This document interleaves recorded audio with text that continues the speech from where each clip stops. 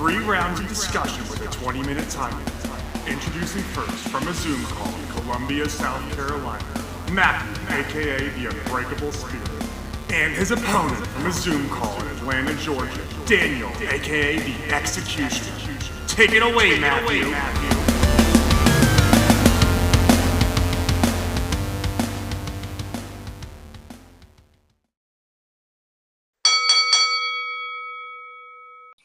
Thank you, Justin, for that wonderful introduction.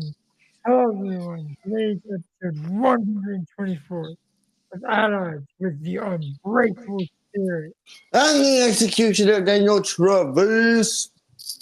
I am Matthew Smith, aka the Unbreakable Spirits. You know the drill. We're going to run through the topics, and whenever you hear the boxing bell, it's going to be the final thoughts, and then we'll move on. Number uno. Number 1 is WWE considering a new start time for premium live events. Topic number dos. Our first impressions on WWE 2K24 now that Travis has gotten his hands on the game. Yes. Topic number 3.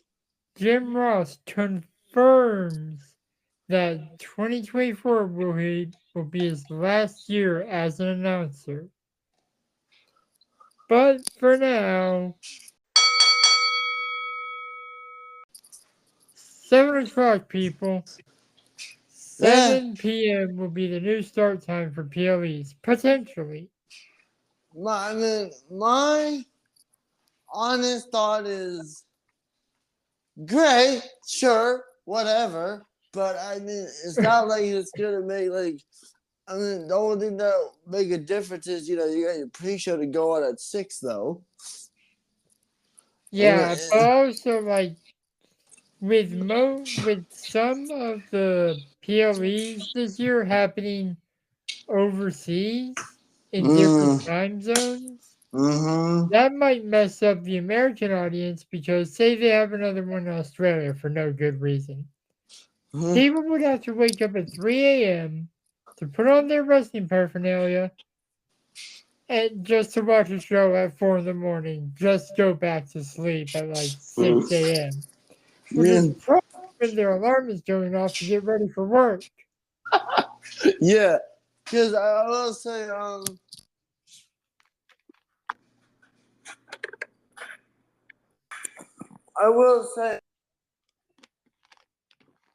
point I would make is keep in mind we got 2 more premium live events this year that are overseas. Yeah, we have Backlash in Paris. Backlash in Paris and Bash in Berlin, right? In Berlin, obviously. Yeah, that's what I said. Bash in Berlin. Yeah. Before you asked, yes, I have the timer going. Okay, good. But my honest thought is hey, to me it doesn't. If I'm not doing anything, great, sure, whatever. But it's just or doing something else. But it's just if you got the event, I just hope you don't do it for no good reason. I just hope that when they do it, if they do decide to do it, it's for a legit reason. Yeah. What's your thoughts? My thoughts are you brought up a good point. They need to have a good reason to do it like this. Because if they have no reason, then why not just keep it at 8? Exactly. Especially if they start this spring or this summer, because we recently had daylight savings and everyone in the world lost an hour of sleep. Yeah. But yeah,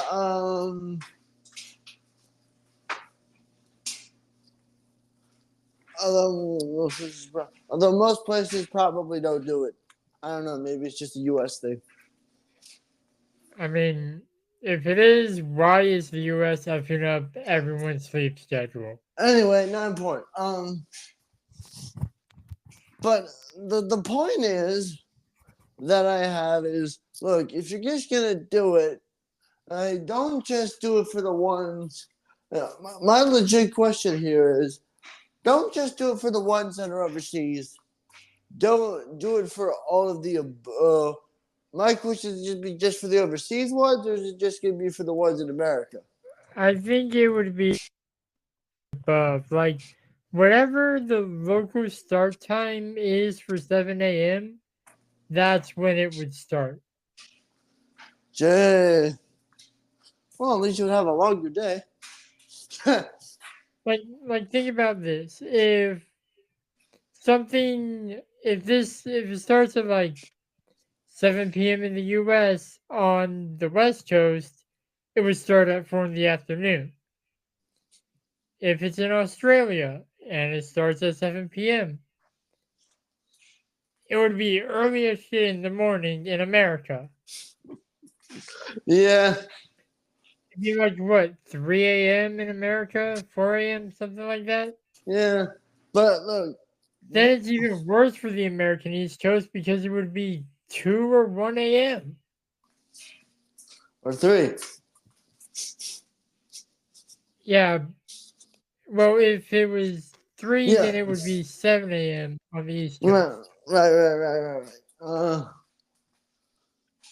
But my honest take is like, look, if you're gonna, I mean, look, I personally, I'm just like, look, if you're gonna do it, great. Just don't, because don't just do it for no reason. Do it like don't just do it for like one specific event and then every other event it be at 8. That'd be dumb. Yeah. I feel like the only time that would actually make sense is for the 2-night WrestleMania. Yeah, that's true.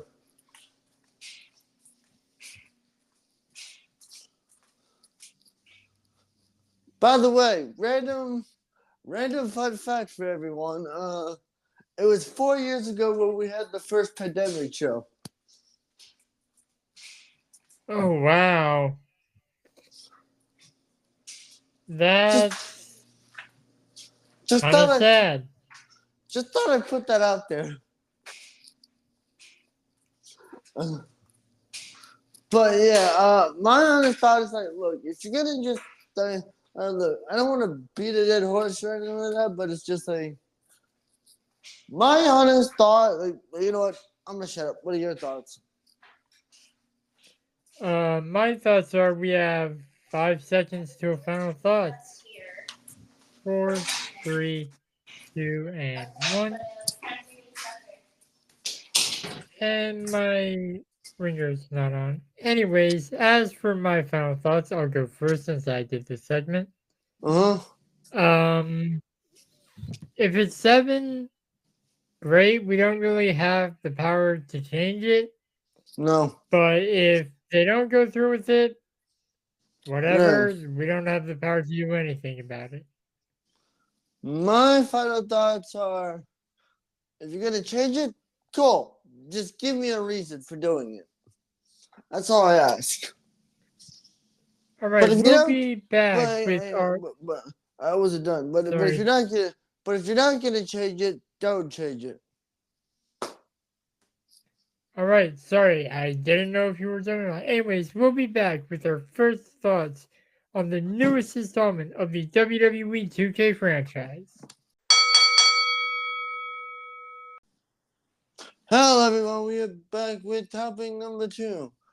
Our first thoughts on WWE 2K24.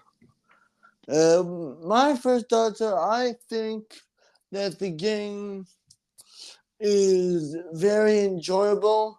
I will say I do like that the ring announcers, when they're ring announcing created superstars, actually put some freaking emotion in their voice.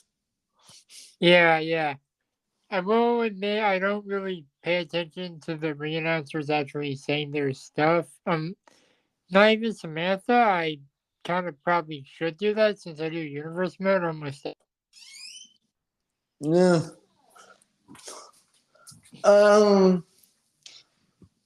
Now, I haven't, truth be told, I've only played, like, I'm going to be honest, folks. I've only played one match since I've gotten this game. Only one. And that was me beating up main event Jey Uso. Yeah. Yeah, you could say you did him a lot.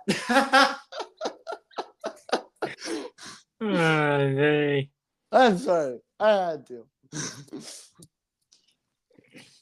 But I think, I like the game, I like the fact that, you could put a championship on the line in a gauntlet match. Which is or kind of confusing when you think about it. which is weird because the champion loses the title is basically will go to whoever's the last person standing. Yeah. But I will say, I think the best, like, I've also noticed that you can do, I don't know if anyone else notices this, but you can do a double championship gauntlet match. Interesting. And I don't know if you could do other double title matches, but I will say You something. should be able to. I will say something that I'm going to bring up. And I brought this up. I'll bring this up. But why is that when you do like a Judgment Day or Bloodline, they enter with the Hurt Business like motion? It's weird. That's something 2K will need to patch eventually. Because Bloodline. yeah, it's weird. Like what the? Like I tried to do an entrance a bit ago. Way for the Bloodline entrance to return Roman and Jimmy Solo as man. Then you get the Bloodline entrance 23. There's insight. I will say, because I will say, I like the fact that they put Muhammad Ali on the game, which I literally a bit ago just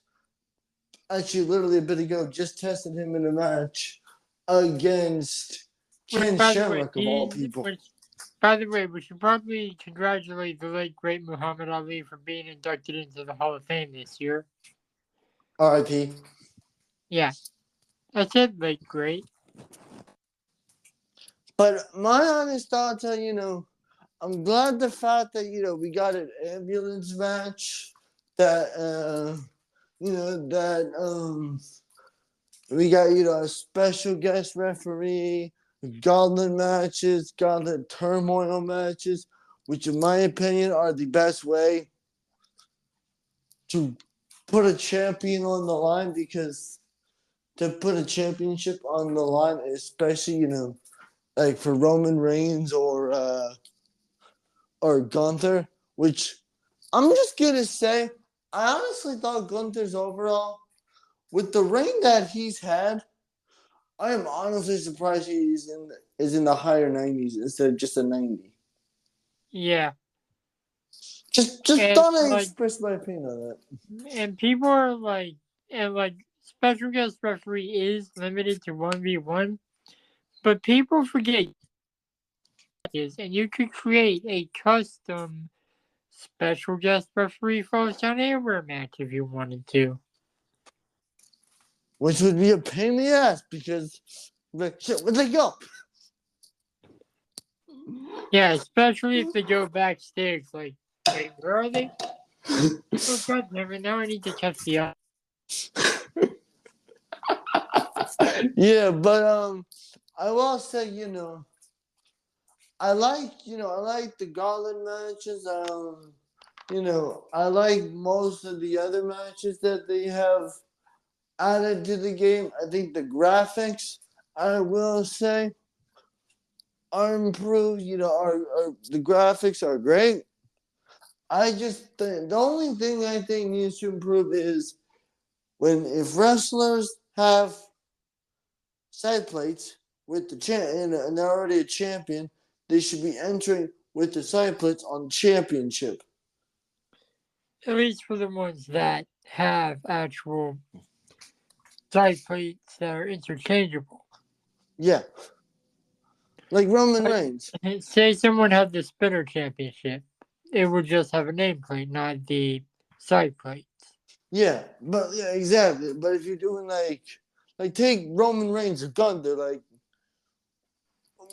the two most dominant champions in recent memory, and you're gonna tell me that they don't have their side plates on their title? Yeah.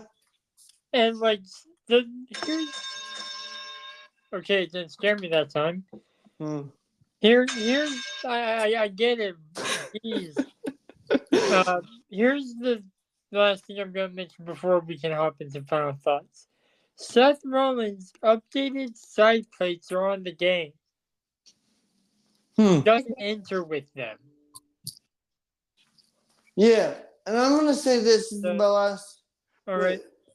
The last thing I'm gonna say is, even when I tried to update Roman Reigns' side plates, it still won't let him enter with the side plates.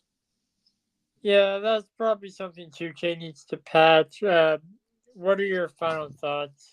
Final thoughts is, I think this game is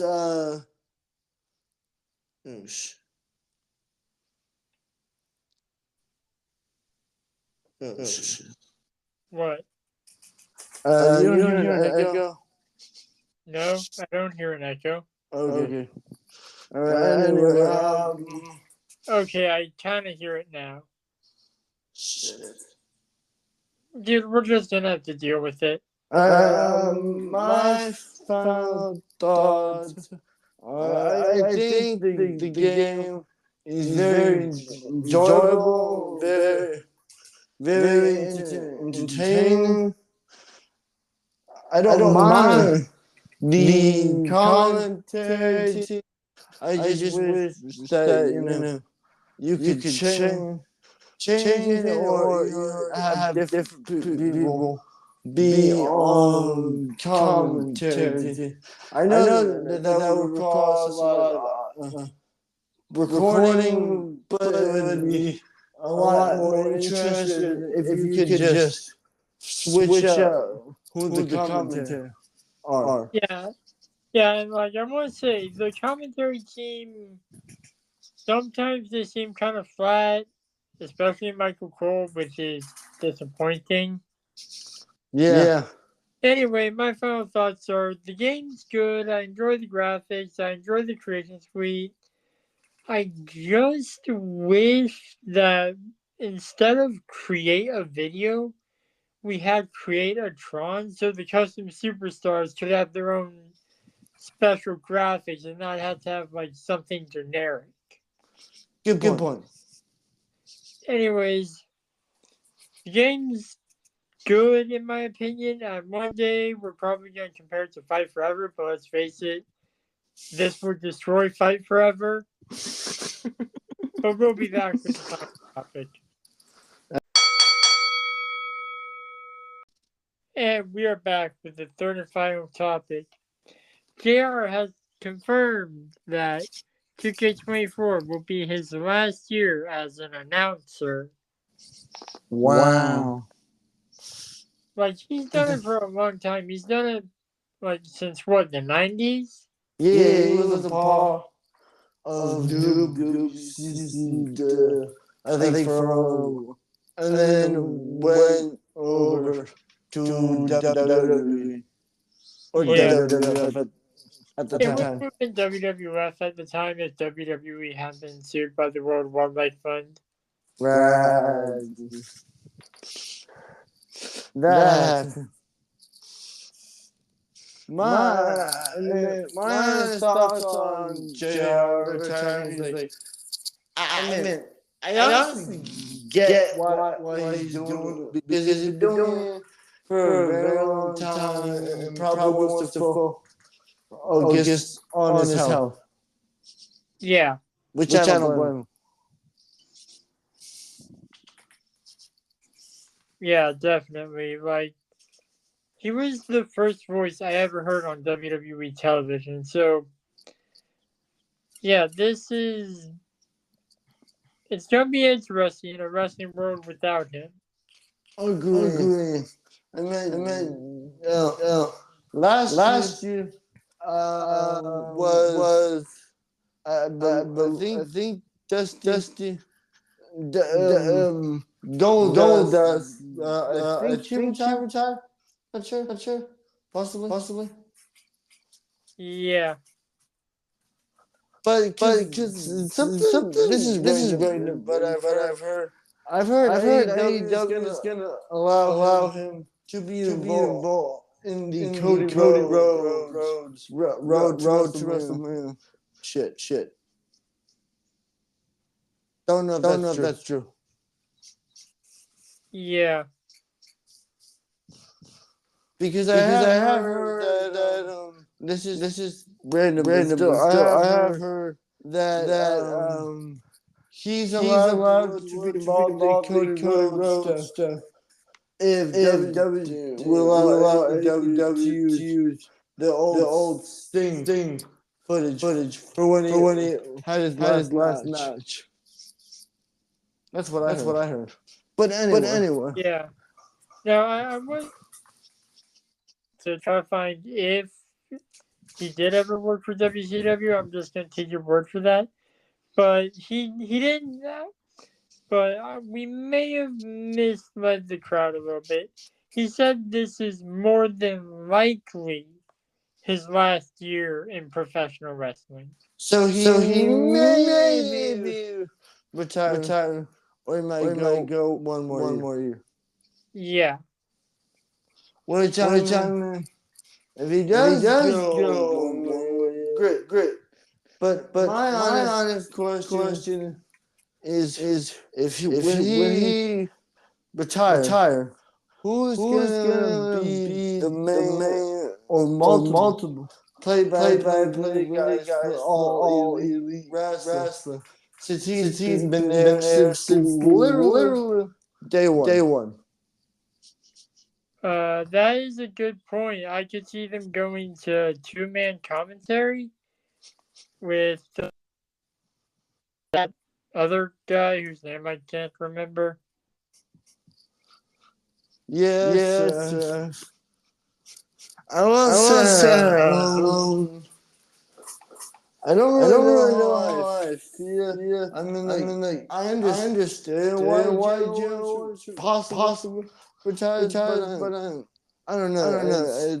It's gonna be weird if he does. Yeah, because like he was he on SmackDown commentary when you started watching wrestling? I think so. I don't remember. Well, yeah, it was like 2009. How are we supposed to remember that? True, it was 14 years ago. But God, we're old in terms of wrestling fan standards. Yep. Yeah. I mean, my thought on JR if he retires is, I think the man has called a lot of great matches. I think way. He has, no doubt about it. Yeah. I mean, don't keep in mind, he was responsible for hiring a lot of the Attitude Era talent. Yeah, he was a talent scout for WWE. And arguably, at one point, the voice of WWE. He had the same job that Joe. Yeah, while also being a commentator and occasional backstage interviewer, except without a microphone. Yeah. What are your thoughts? My thoughts are, if this is JR's last year, he has had one heck of a commentary career, and AEW needs to start building a Hall of Fame. I agree. Two recommendations for inductee, but that's for a later date. Alright. I'll go first. Wrap it up. Yeah. Thanks for a lot of great memories, JR. If this is your final year, you better go out on a high note. My final thoughts are, if this is your final, you did a hell of a job. But if not, I just hope that AEW just doesn't waste you in your final year. That's all I have to say. We have rolled that outro.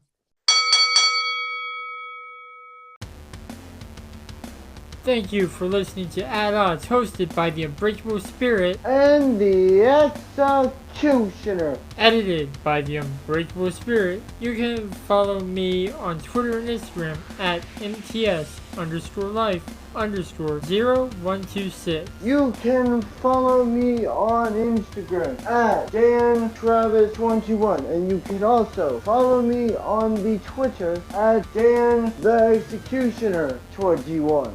And you can follow the podcast at Odds Podcast. We'll be back next week with more debates and discussion. But until then, the Executioner and the Unbreakable Spirit will still be at odds. Thank you, losers.